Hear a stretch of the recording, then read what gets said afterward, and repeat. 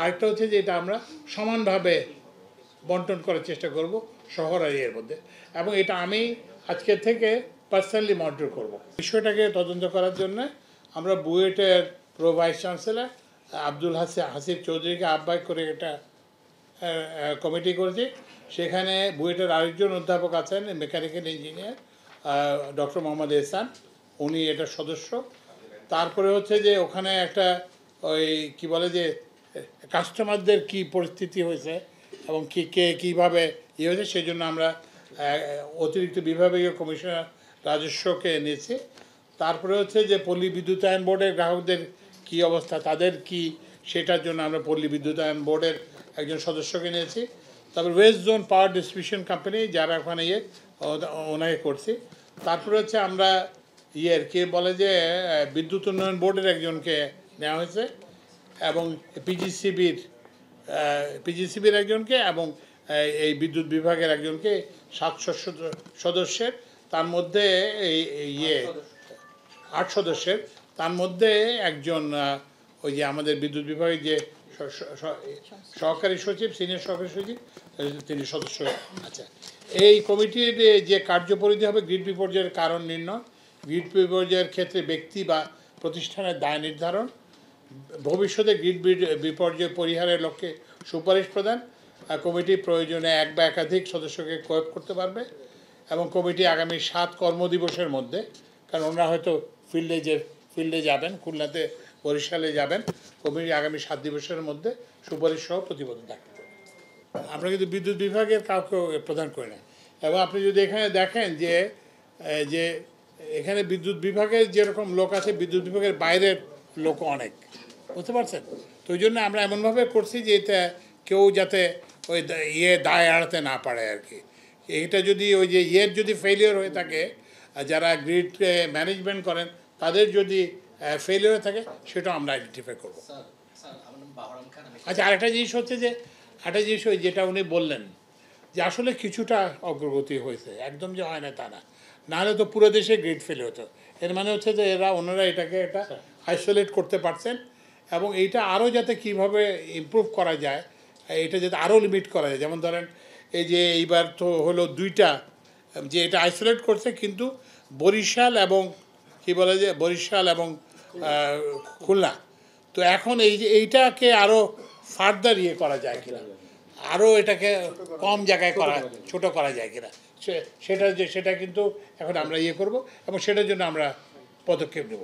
একটা জিনিস হচ্ছে যে একজন লোক এখান থেকে বললো যে আমার এখানে লোডশেডিং হচ্ছে, তারপরে 6 ঘন্টা ধরে বিদ্যুৎ নাই, এটাতে লোডশেডিং লোডশেডিংয়ের জন্য আপনি একটা অবজেক্টিভলি 2টা জায়গা থেকে এই তথ্যটা পাবেন। একটা তথ্য হচ্ছে এনএলডিসি, এটা একটা তথ্য। আমি কিন্তু আমার নিজেরও কিন্তু যে এনএলডিসি যে লোডশেডিংয়ের যে তথ্য দেয়, সেটা সম্পর্কে আমারও কিছু প্রশ্ন আছে। আরেকটা যেটা মোর অথরিটেটিভ যেটা হবে, সেটা হচ্ছে যে আপনি ডিস্ট্রিবিউশন ইউটিলিটিসগুলোকে জিজ্ঞেস করেন যে তোমরা কত চাইছো আর তোমরা কত পাইছো। এই দুইটাই কিন্তু নাহলে কিন্তু এই যেটা বললাম যে একটা লোক বলল, কে কি উদ্দেশ্যে কেন বলে, কারণ আমি অনেক জায়গায় দেখছি যে এগুলো মিথ্যা কথা। অনেক জায়গায় বলছে আমাকে আমি ওখানে যেয়ে দেখছি লোককে আরেক জায়গায় জনকে খোঁজ করছে, না আমাদের তো বিদ্যুৎ যায় না। আমার না, এই জন্যই আপনারা অবজেক্টিভ যদি 2টা তথ্য চান, এই 2টা তথ্যের হচ্ছে একটা হচ্ছে যে এনএলডিসি ওরা পাবলিশ করে, আরেকটা হচ্ছে যে এটাকে আপনি ডবল চেক করতে পারবেন। আপনি যেমন ডেস্কোকে জিজ্ঞেস করলেন যে আপনি আজকে কত ডিমান্ড ছিল আর আপনি কত পাইছেন, তো তাহলে এইটার যেটা পার্থক্য সেটা লোডশেডিং। তারপরে আপনি আরইবিকে জিজ্ঞেস করেন, তারপরে যায় কি বলে যে ওয়েস্ট জোন পাওয়ার ডিস্ট্রিবিউশন কোম্পানিকে জিজ্ঞেস করেন, ওদেরকে জিজ্ঞেস করেন, তাহলে আপনি সঠিক এটা পাবেন। আমি বলছি না যে লোডশেডিং হয় না, আমি তো প্রথমেই বলছি যে লোডশেডিং হচ্ছে এবং হবে, সেটা আমি বলছি। কিন্তু প্লিজ আন্ডারস্ট্যান্ড দ্যাট অনেক সময় তোমার বাড়িতে কারো বাড়িতে বাড়িতে বিদ্যুৎ না থাকার এটাও একটা কারণ, যে ট্রান্সমিশনটা, এবং এগুলো কিন্তু গ্রীষ্মকালে বেশি হয়, মানে এই ফ্রিকোয়েন্সি এগুলো বেশি হয়। আমি তো অস্বীকার করতেছি যে লোডশেডিং হচ্ছে না। এগুলো হচ্ছে কি এই যে ব্যাপক যে দুর্নীতি হয়েছে এই যে ট্রান্সমিশনে বিভিন্ন যে নিম্নমানের যে পণ্য করছে এগুলোর কারণেই কিন্তু এগুলো বেশি হচ্ছে। মেট্রো রেলের জন্য একটা কমিটি করা আছে, সেটার প্রদান করা হয়েছে প্রফেসর শামসুল হক সাহেবকে। তো মেট্রো রেলের যেটা ওটা একটা ইলেকট্রিক্যাল ছিল, কিন্তু সেই ইলেকট্রিক্যাল আমাদের কোনো এই যে ডিস্ট্রিবিউশন কোম্পানির থেকে ফল্টের জন্য হয় না। আমরা ডিপিডিসিকে সেখানে পাঠাইছি, ডেস্কোকে আমরা সেখানে পাঠাইছি, ওদের এটা ওদের ইন্টারনাল। তো সবচেয়ে যেটা মারাত্মক যেটা অবস্থা সেটা হচ্ছে যেটা খারাপ সেটা হচ্ছে যে এই জিনিসটা সারতে 5 মিনিট লাগছে, কিন্তু লোক যেতে 1.5 ঘন্টা লাগছে।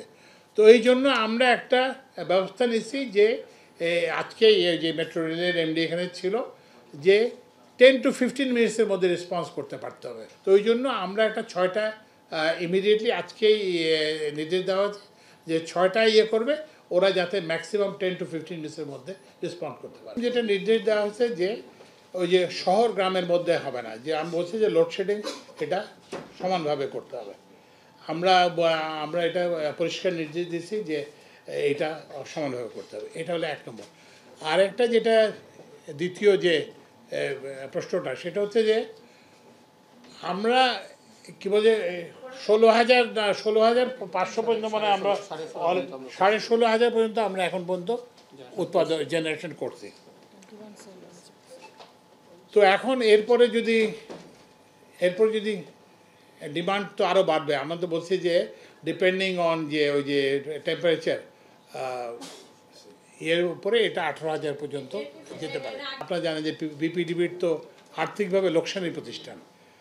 তো এই জন্য আমরা এখনও কি বলে যে এই তেলভিত্তিক যেসব যারা বিদ্যুৎ কেন্দ্র সেগুলো কিছুটা চালাচ্ছি, কিন্তু পুরো দমে চালাচ্ছি না।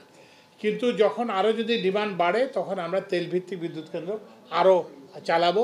ওখানে কিন্তু বিশেষজ্ঞরাই আমাদেরকে বলছে যে কিছু লোডশেডিং দরকার, এই যে মানে করতে হবে, কারণ ওই যেটা বললাম যে বিপিডিবির মানে যাতে বিপিডিবির এই যে কী বলে সাবসিডির পরিমাণ যাতে আরও অনেক বেশি বেড়ে না যায়। তো যাই হোক, আমরা এই লোডশেডিংটাকে আমি যেটা ওই সবাই তো বলছি সেটা হচ্ছে আমরা এটাকে সহনীয় পর্যায়ে রাখতে চেষ্টা করব। আরেকটা হচ্ছে যে এটা আমরা সমানভাবে বন্টন করার চেষ্টা করব শহর আর এর মধ্যে, এবং এটা আমি আজকে থেকে পার্সোনালি মনিটর করব, চালু করব।